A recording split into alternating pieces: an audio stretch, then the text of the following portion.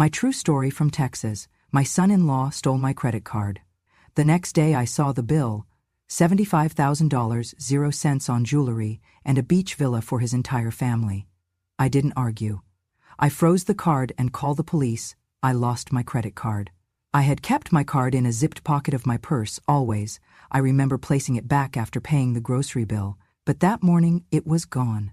No trace, no sound. Just missing. The phone rang again and again in my trembling hand as I stared at the screen. $75,000, 0 cents charged for jewelry, 3 nights at a Florida beach villa, reservation under Hella and guests. My voice quivered as I whispered into the silent room. Payment successful, $75,000, 0 cents. The charges went through because they used online portals without triggering fraud detection. My bank trusted the device ID, same network I had once used in their home. Knuckles white against the smooth glass back, I stepped out of my bedroom, my heart thudding in my chest. Hella? You took my card? My voice cracked. She looked up from her phone with an icy glance. Her lips pressed thin. Her eyes were colder than a January wind. You've been saving for decades, hoarding it like some relic. We decided to spend it. If you don't like that, go ahead, sue us. I swallowed hard, blinking back tears. She spoke with the cool certainty of someone who believed I was nothing more than a piggy bank. My son-in-law Eric sat across from me on the couch, legs crossed, an expression of amused contempt playing on his lips. He lifted his eyes. Yes, I took it, he said, almost lazily. What are you going to do, scream? You're old. How long do you think you've got left? Better we enjoy your money now than let it rot in your drawer. And just so you know, the money was technically Hella's, and if it belongs to Hella, it belongs to me. Capisci, old woman? They were both looking at me, waiting for some sign of outrage, some sliver of resistance or plea. Only silence answered them. I closed my eyes, inhaling slowly. My vision blurred briefly as betrayal cut deeper than any blade. A mother betrayed by her daughter, sold out by her own child, as though the years of care and sacrifice meant nothing. I felt the ache in my chest, like a fist squeezing my heart. Who did this? Who booked the villa? Who chose the jewelry? I asked quietly. Without hesitation, Eric continued. We did. Now you go back to whatever you do in the house, or better yet, you can go call them, make a fuss. He rose from the couch with a stretch, the picture of arrogance, and strode away without another word. Hella still didn't move. She stared at me as if I were some ghost longing to haunt her. An inconvenience, nothing more. My breathing was steady now, though heavy. I looked down at my hands. They trembled, but they were mine. I did not shout. I did not collapse. I did not even cry. In that moment, I realized they had tried to steal more than money. They had taken my dignity. They believed I would plead, beg, or apologize. They thought I would fade into the wallpaper, forgotten, before the day ended. But I would not. Slowly, I turned and walked out the front door of their house. I did not speak. I did not bark demands. I simply left, the click of the door echoing behind me like a verdict. Some part of me expected Madison to chase after me. Maybe she would apologize, explain. I expected Eric to angrily protest, raised voice, broken promises. Maybe they would beg me to stay. But no door opened, no footsteps followed, only silence. Outside, I leaned against the white picket fence, under the shade of a magnolia tree. The summer sun pressed down like an accusation. I closed my eyes and let the heat settle on my skin. I didn't need to see their faces. I felt what they had done. I pulled out my phone again. My hands were steady now, despite the turmoil inside. I unlocked the screen and paused on the banking app. My fingerprints hovered over the icon. What I did not do in that living room, I would do next. I would not cry. I would not beg. I would not let them continue to treat me like a ghost. I took a breath, and I tapped. The police took my report, but gently warned, "We'll need solid proof, ma'am. Paper, dates, accounts." That's when I knew emotion wasn't enough. I needed a case. No more hidden trips, no more betrayal. Second, I called the police, and I would speak. I would open the door they closed. Because if I stayed silent, they would be free to do it again, or someone else would, and I would be to blame for letting it happen. My world felt unsteady, like a top spun off its axis. But then, in that sunrise moment under the magnolia tree, I felt something bloom inside me. Fear, yes. Sadness, yes. But also resolve. I would not let them steal this, my voice. They thought I would die quietly, like an ember fading, but without my knowledge, that ember was already glowing hotter than ever. I held my breath as I unlocked my phone and pressed the lock card button, watching the screen change its status to inactive. I dropped the phone into my purse without a word and stood up slowly, trying not to let my hands tremble. The dining room, with its polished mahogany table and crystal chandeliers, felt colder than any courtroom. My daughter Hella scoffed, wiping her lips with a napkin, her eyes sharp as broken glass. "Fine," she said lightly, as if I had pressed a harmless button that shut down an overpriced gadget. "Lock it! See how long you can last on nothing." Her tone had no warmth in it, only the smug satisfaction of someone who believes she has won. Her husband, Eric, chuckled and leaned forward. "Maybe we'll put the bill under her pillow and let her think fairies paid for it," he joked. His laughter echoed in the room, then faded into a hollow noise. I felt the heat of their scorn burn me to the bone, but I would not allow tears to steal my dignity. I just looked at them, measured my resolve against their cruelty, and said nothing. They tried to shift the blame. "She's getting forgetful," Hella said to her brother on speakerphone, "so we covered the charges." "That's what children do, right?"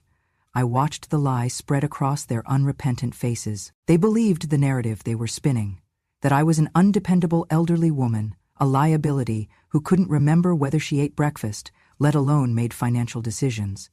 The night came on slowly, trailing purple dusk across the sky, and I excused myself to the guest room they had set aside for me.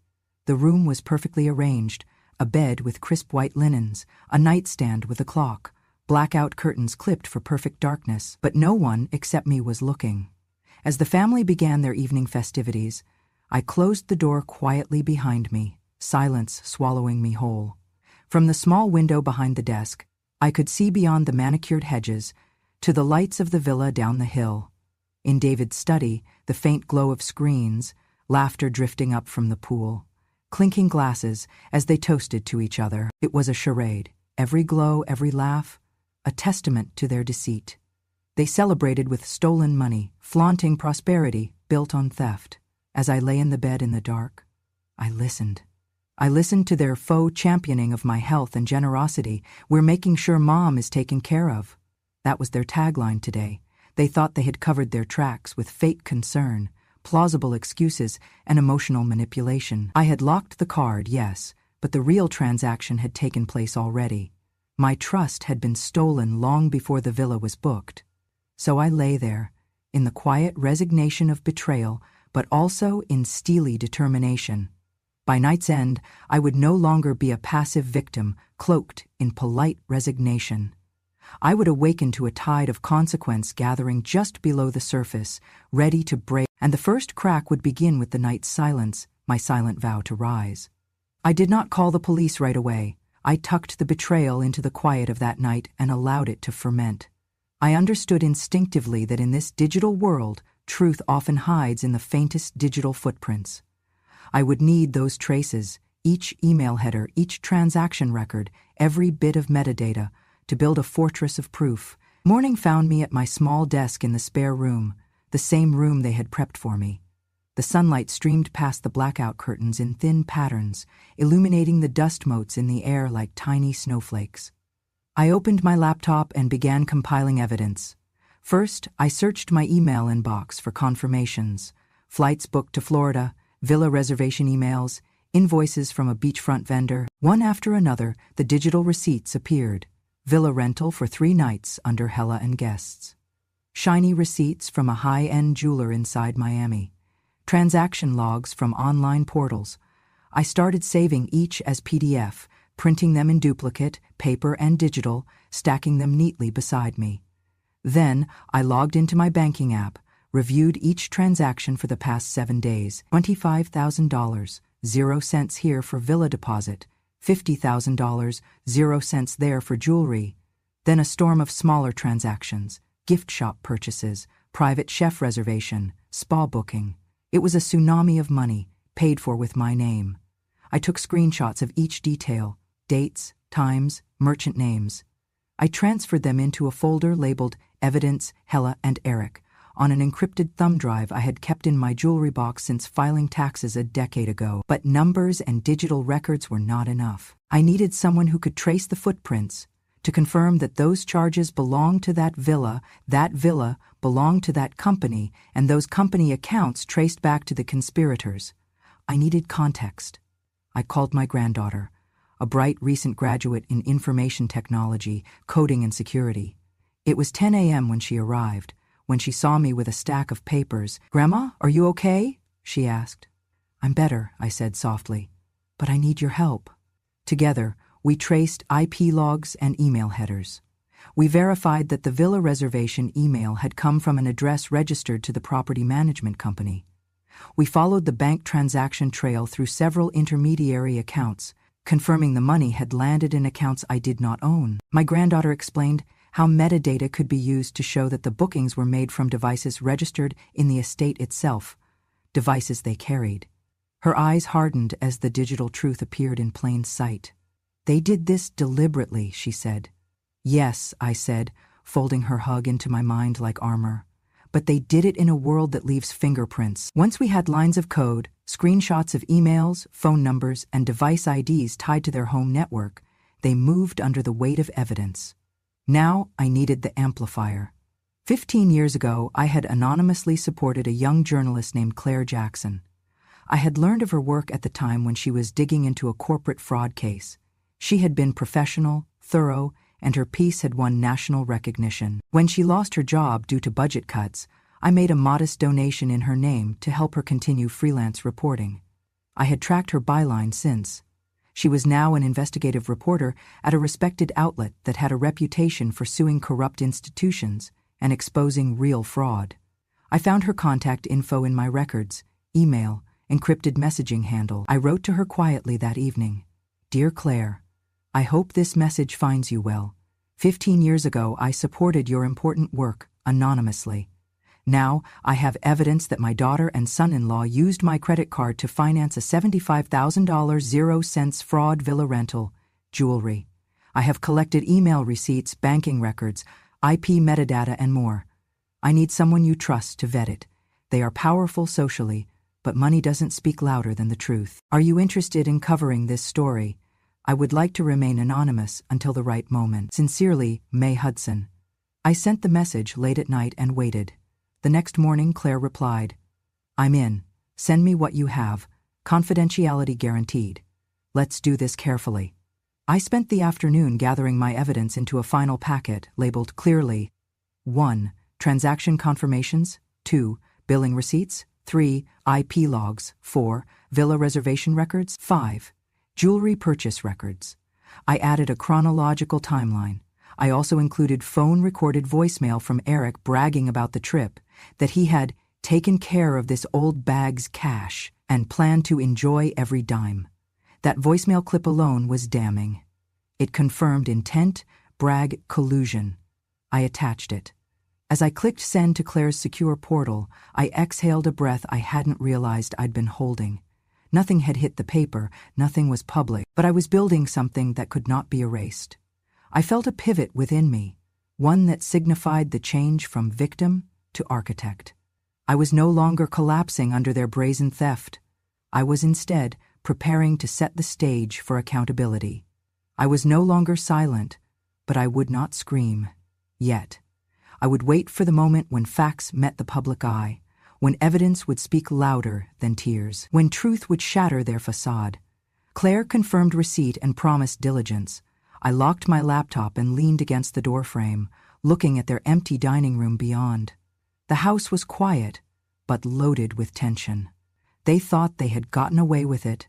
Soon they would discover how thorough a grandmother could be when betrayed.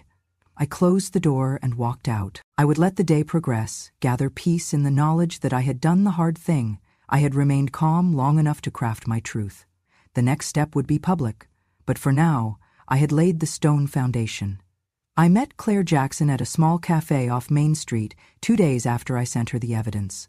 The place was quiet then, mid-morning, soft jazz playing through the speakers and the scent of fresh coffee steaming in the air. I sat at a table in the corner, a stack of papers in my purse, heart pounding beneath my cardigan. When she arrived, she nodded and sat down without preamble. She slid a reputation folder toward me, and I returned the gesture with my own supply. I cleared my throat and pushed forward the document pile. "These are the bank statements," I said softly. "The email confirmations for the villa, the jewelry receipts, IP logs showing devices in their home network, booking everything." I watched her scan the papers, noting every name, date, and amount. She clicked her pen slowly. "I also included a voicemail," I continued. "Eric bragging about charging my money as if it were his own." She lifted an eyebrow. She paused. "This is thorough," she said quietly. "You left nothing out. Why now?" Her tone was professional curiosity, not pity. I took a breath. "I don't want money back. I want truth out. I want people to see what these two did. It's not just my card. They stole from me and from everything I stood for. Now I want them exposed." Claire leaned in. "You're not hoping for restitution or an apology, just the story?" "Yes," I said. "It's bigger than me. If I go public, other elders will know. They don't have to stay quiet. We shouldn't be afraid. We don't have to quietly vanish when our money is gone." She nodded slowly and smiled. "That's the angle, then. A Texan grandma who refused to be erased." She tapped her pen against her notebook. "Let me ask, is there anything else you want to share? Something they didn't take?" I paused, then reached into my purse and withdrew a small velvet pouch. I set it on the table. Inside was a modest, yet elegant, single diamond. "I gave this to them," I said. "A gift. A sign of trust for all the years of family and love. My wedding diamond. I understand now that it's better used elsewhere." I placed the pouch closer to her. "If the story runs, I don't want it sold for profit. I want it donated to a charity that empowers women who have been taken advantage of. Something meaningful." She looked at the diamond thoughtfully. "That's powerful," she said. "It's your way of giving back, even after they took from you." I nodded. "I want that diamond to seed something positive. I want them to see that even when they tried to break me, I rebuilt." Claire stood and held out her hand. "Thank you, Mrs. Hudson. I'll take this and everything you've shared. I promise to treat your story with respect and care." She touched the diamond pouch gently, then packed the documents and stood. "Expect a draft within a few days. I need to corroborate and verify everything, but it's solid." She smiled softly, warm. "Your calmness is going to shatter their world." I stood with her. "Thank you," I said. She left. I sat alone, caffeine cooling in my cup, noticing the quiet around me. My side of the cafe felt heavy with new purpose. I watched the door swing behind Claire and realized this was the moment I crossed from being a betrayed mother to a quiet force of truth. I gathered my things and stepped outside. All around, the town was busy. Shoppers, cars, birds. Nothing would ever be the same. I breathed deep, thinking of the diamond I'd left behind. It was more than an object now. It was a promise. Over the next 48 hours, I heard Claire was checking records, verifying the villa rental and tracing the diamond's history. I stayed busy, tended my roses, baked bread for the neighbors, wrote cards to friends. I felt strangely calm. She messaged once, "If your goal is truth, we can run this and do it right." I replied, "Yes, do it for all of us." And I waited. On the morning the New York Times dropped the story titled, "When Family Steals, a Texan Grandma Breaks the Silence," I sat at my kitchen table with a cup of lukewarm coffee and my granddaughter by my side. The headline took over the front page of the online edition, the subhead reading, "How One Elderly Woman's Stolen Credit Card Revealed a Multi-million-dollar Betrayal." I felt a lump in my throat, but it wasn't fear. It was relief. Claire's investigative piece laid out every detail. It described my granddaughter tracing IP logs, Victoria Correction Services, the villa rental firm in Florida, confirming a 3-night stay under the name Hella and guests, the $50,000 0-cents jewelry charges at Marisol Diamonds, and the voicemail recording of Eric boasting, "We finally got her money, good riddance." The article cited email headers, bank statements, and device metadata. It even included photos of the diamond pouch I left the reporter to be donated, now slated for a women's charity auction. The Times article went deep. It explained how Hella and Eric first persuaded me to give them my card to help with small expenses during a visit, then escalated the charges. It quoted from the recording where Eric mocked my age and implied I'd soon die. It noted the timing of the charges right after their wedding announcement during my birthday week and right before the villa check-in. Within hours, the story went viral. Screenshots flooded Twitter and Facebook. Hashtags Mother Money Matters and Last Withdrawal trended. Major news outlets picked it up and local Texan stations ran bite-sized coverage, asking, "How well do you really know your family?" In my email, dozens of supportive messages arrived. Friends, distant cousins, even former neighbors thanked me. One note read, "I thought I was alone when my son did the same thing 2 years ago. Thank you for having the courage to speak up." On the other side, Hella and Eric's social media accounts went dark. Their wedding registry was closed, their joint Instagram, filled with sunlit photos and couple goals captions, ghosted. I saw Eric's FaceTime profile disappear. It was as if their online persona dissolved under the glare of public scrutiny. During lunch, their lawyer reached out to Claire. No apology, no explanation, just a demand.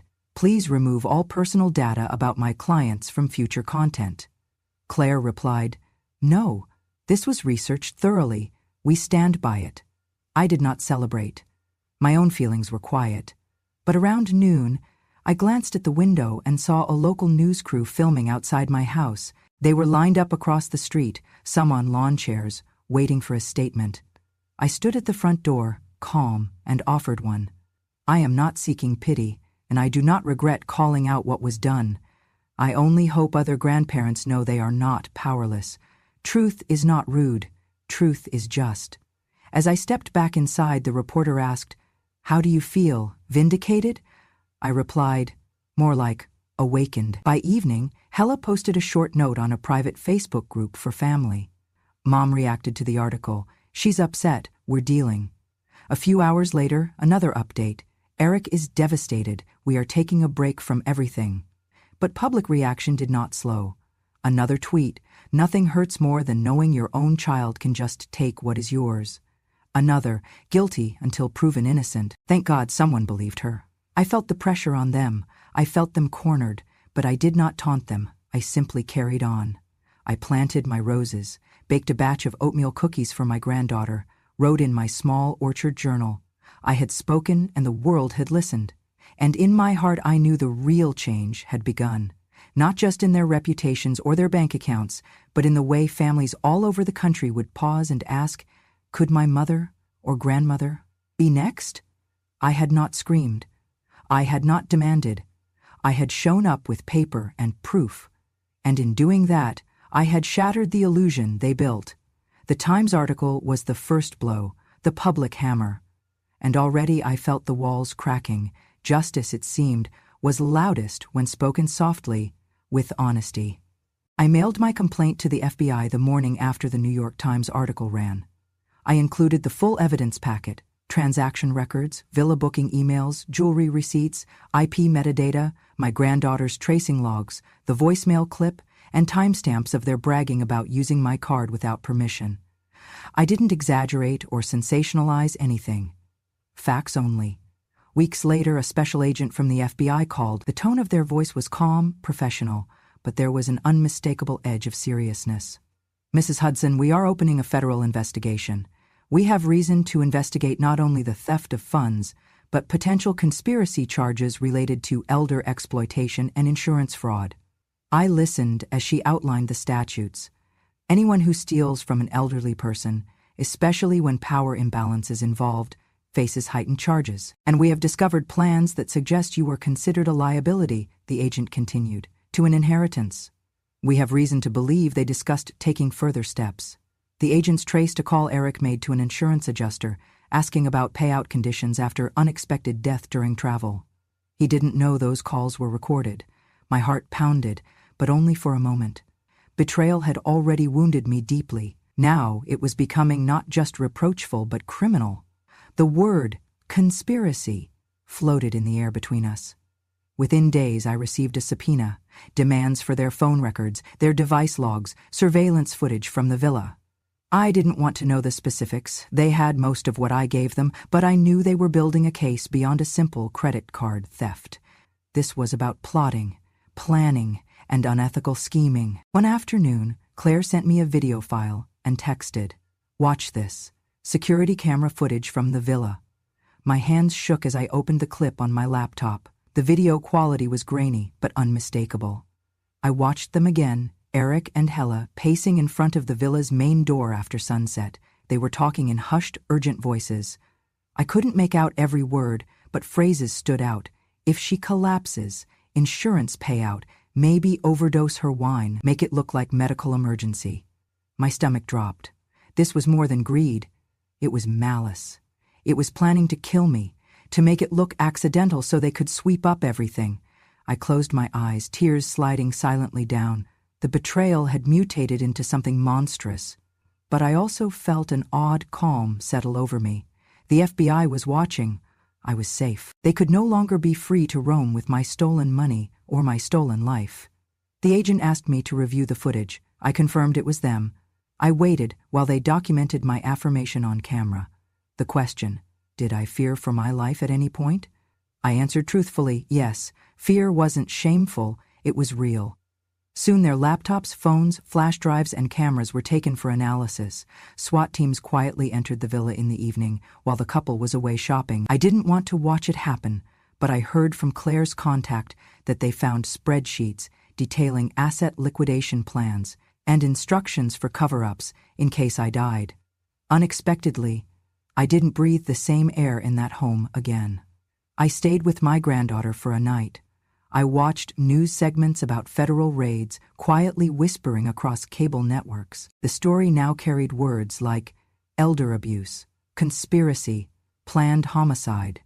It was surreal to hear my life described in these harsh terms, but necessary. The refusal of Hella and Eric to apologize or explain was louder than any statement. Their silence became part of the evidence. The FBI fanned out across my town, visiting neighbors, delivering subpoenas, conducting interviews. I received a courtesy call, telling me they found insurance policies naming them as beneficiaries. Life insurance policies neither of them would ever have been able to claim without me. In the quiet of my apartment that night, I allowed my tears. Not out of weakness, but release. For the first time, I accepted that I had survived more than theft. I had survived betrayal and threat. I had survived the potential loss of my very life. Later that week, I was invited to a closed hearing at a federal building. I sat in a small room with agents, lawyers, and Claire as a representative of the press. My role was witness, not just to crime, but to intent. I told them everything, how I felt when they told me they had used my money, how I slept in fear, how I decided to act methodically instead of emotionally. The hearing lasted hours. They asked about my mental capacity, my state of mind, my concerns about being elderly and vulnerable. I answered honestly, without trembling. There was power in calm testimony. They told me after the hearing that evidence supported their suspicions, not just a credit card theft, but an organized plan to take advantage of me financially, then eliminate me to ensure no one could challenge their actions. My documentation, the villa footage, the insurance papers, the surveillance, it was all building toward a comprehensive case. I left the building in the crisp afternoon air, concrete echoing under my shoes. I felt exhausted, but there was lightness too. I was no longer alone or under threat. The system was now protecting me, not against outsiders, but against my own family. Over the next days, they arrested Hella and Eric separately. The sound of handcuffs snapping echoed like a gavel. I did not feel triumph. I felt relief, closure, safety, the kind that comes when architects of evil are finally exposed. That night, I lit a candle. I whispered a prayer of gratitude, not just for my own safety, but for the dignity reclaimed and the justice that had begun to take shape. I slept in my own bed again, unafraid of shadows. When morning came, I stepped outside, breathed deeply, looked at the sky. I was free from the fear engineered by their greed, and I was still here, still living, still worthy of respect and peace. As FBI agents gathered evidence in that villa far away, I planted a rose in my yard, a symbol of endurance, rooted in hardship, but still blooming. I sat in the courtroom gallery, dressed in a crisp navy suit that reminded me of the dignity I was reclaiming. Across the aisle, Hella and Eric sat in identical gray suits, wrists cuffed, faces drained of the indifference they once wore so casually. The air inside the courtroom was tense, filled with murmurs from journalists and the quiet hum of the air conditioning. The prosecution began by playing a recording of Eric's voice, the one I had captured from his voicemail, the same message he thought was private. He mockingly said, "We finally got her money, good riddance." Then came a second clip from a separate phone conversation where he had threatened his mother-in-law. The judge turned his gaze sharply to him. On the stand, the audio paused. Eric's mouth twitched. He glanced at Hella. The prosecutor pressed, "Is that your voice?" Eric's shoulders slumped. After a long silence, he muttered, "Yeah." Then came the heart of the matter, audio from the security camera inside the villa. It captured him, saying, "Make sure she signs the card. I'll handle locking it later. We're already in deep." He then said, "If she collapses after villa check-in, we play the sad son-in-law card." His voice was resolute, not fear, but planning. I looked at him steadily. There he was, the man who believed I was a bank account he could raid and discard. His admission was more than theft. It was premeditated coercion, betrayal laced with cold strategy. The prosecution moved next to the insurance policies, naming Hella and Eric as beneficiaries. I listened as they detailed the policies. Life insurance linked directly to my retirement accounts. Testimony followed from an insurance expert who explained to the court how such policies are often protected, but when someone stands to profit from another's demise, it becomes suspect. They described how Eric had called the commercial lines department, asking what qualifies as an accidental death payout.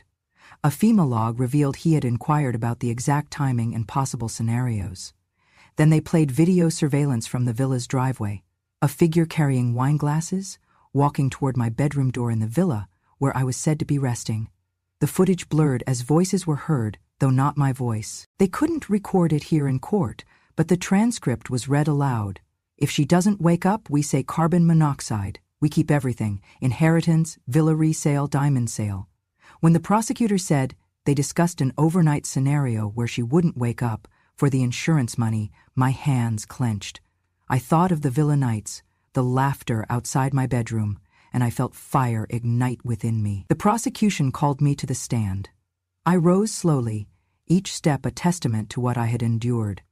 I held the velvet pouch, still containing the single sapphire blue diamond I gave them as a gesture of trust years before, a gift meant to connect us, not to be used to buy their villa getaway. The lawyer asked, "Mrs. Hudson, what is that diamond?" I uncapped the velvet pouch and held the gem between my fingers. "My wedding diamond," I said quietly. "I gave it to them once, as a mother's gesture. Now I donate it to a women's charity in their name, so it cannot be traced back to them." The prosecutor nodded and asked the bailiff to take it into evidence. It was clear, not only did they steal $75,000, 0 cents, they also misappropriated a symbol of affection to sell and finance their profit scheme. Deliberations began the following morning. The jury took less than 2 hours. They found Eric guilty on counts of elder exploitation, grand theft, conspiracy to commit insurance fraud, and attempted homicide. Hella was found guilty of accessory and conspiracy. When the judge delivered the sentence, the gallery held its breath. Eric, life imprisonment with no parole, plus restitution in full. Hella, 25 years minimum, felony convictions, and must remain estranged from all beneficiaries. Both were permanently barred from inheriting any assets in my name. The word guilty reverberated like a bell inside me. I didn't feel triumphant, only steady, resolute. This was justice, not vengeance, and it had been built on evidence, truth, and that single moment when I'd decided silence had a limit. On my way out, reporters asked how I felt. I paused and said, "I feel safe, not vengeful, but I know the truth matters." Weeks later, I quietly retrieved keys to the former beach villa. The property was mine now, offered at a discount by the estate sale. I had set up a retreat for elderly women in crisis, nicknamed Hudson Haven. It was meant to heal, not punish. I kept my granddaughter involved, teaching tech to guests. letting them keep their dignity. In the garden, beneath a blooming magnolia, I placed a carved stone reading, "No one steals your story if you hold on to it." On the anniversary of the verdict, I mailed a printed letter to each neighbor in my hometown. I forgive those who betrayed me, but never forget. If justice can happen, so can hope. May Hudson. I didn't see Hella or Eric again. Their presence had been replaced by quiet laughter at the villa, breakfast chats under shaded porches, elderly women sharing memories of being heard. I still water my roses each morning. I still bake oatmeal cookies, watch the sunrise, and enjoy the gleam of that sapphire diamond shining upon our charity events. My heart is lighter now, not because the pain is gone, but because it no longer weighs on me. I have reclaimed my truth. I have taken back my life. And in doing so, I hope I've shown others that betrayal can be answered with justice, grace, and the promise of brighter days. ChatGPT Denoy. I signed the lease on the beachfront villa quietly, without fanfare. The villa, seized as part of the investigation, went to public auction. No one bid. I bought it under my maiden name, quietly, with the savings they failed to steal. The same villa Eric and Hella used to celebrate their greed is now gently transformed into Mrs. May's Haven, a retreat for older women who are single, lonely, or recovering from betrayal. The rooms are painted in soft seaside hues, the decks trimmed with white wicker rocking chairs, and every morning I walk past the flower beds, planted the day after the verdict, to check on roses and lavender. The grand opening was unceremonious, no ribbon cutting, but a simple ceremony at sunrise. The local press showed up, a few reporters, cameras, and coffee mugs in hand. I stood by the old oak tree on the lawn, the ocean breeze flirting with my hair, and addressed the small gathering. "Thank you for being here," I began, my voice steady despite the pounding of my heart. "They took my money, tried to steal my future, but they could not take my pride. This place is for women like me, strong, brave, sometimes betrayed, but never broken." I paused and looked at each face. Money can be taken, but dignity, when a grandmother stands her ground, that cannot be stolen. Afterward, visitors toured the common room, where bookshelves held memoirs and art supplies. In the back, the kitchen prepared simple meals, and outside, walking paths edged the dune. I watched a small group of elderly women share stories, their laughter carrying lightly out to sea. Every morning, I stroll around to celebrate another day of purpose. I water the garden, rosemary, jasmine, magnolia. Then I sit on the porch and write a message to my granddaughter, so she knows I'm well. Yesterday, I typed, "Good morning, Lily. I see the roses bloom again.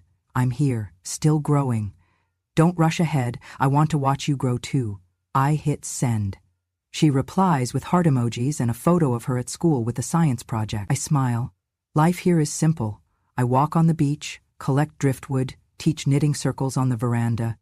Evenings, I read aloud by lamplight to anyone who wants to stay. We speak of healing, of second chances, and of courage. There is no bitterness in my days anymore. Pain exists, but it's no longer sharp. It's a memory that taught me something vital. That respect isn't given lightly, but earned, and when taken, it can still be reclaimed. Each month I stand on the veranda and watch the sunset. The sky burns orange, then softens to pink over the horizon. I breathe in the salt air. I often think of Eric and Hella, locked away, unable to see this living testament to resilience. Their loss, not just of money, but of soul. But I refuse to let their absence darken my presence. I live fully, purposefully, by the water's edge. And that is victory enough. For me, Mrs. May's Haven isn't just a name, it is a promise. Promising that betrayal can birth compassion, that loss can transform into sanctuary, that a grandmother, no matter how old, can still light the way. So here I stand, a woman who was stolen from, but returned richer, in spirit, in purpose, and in grace. And as the waves roll in each morning and evening, I whisper to myself, I didn't just survive, I thrived. If my story reminded you of someone, a mother, a grandmother, or maybe even yourself, do not walk away in silence. Subscribe to Grandma True Stories for more voices that were once silenced. These are real stories from women who were overlooked, dismissed, or forgotten, but never broken. Here, We do not tell stories to complain. We tell them to remind the world dignity has no expiration date, and when a grandmother speaks, the world listens. See you in the next story. From a quiet porch in Texas, Grandma May.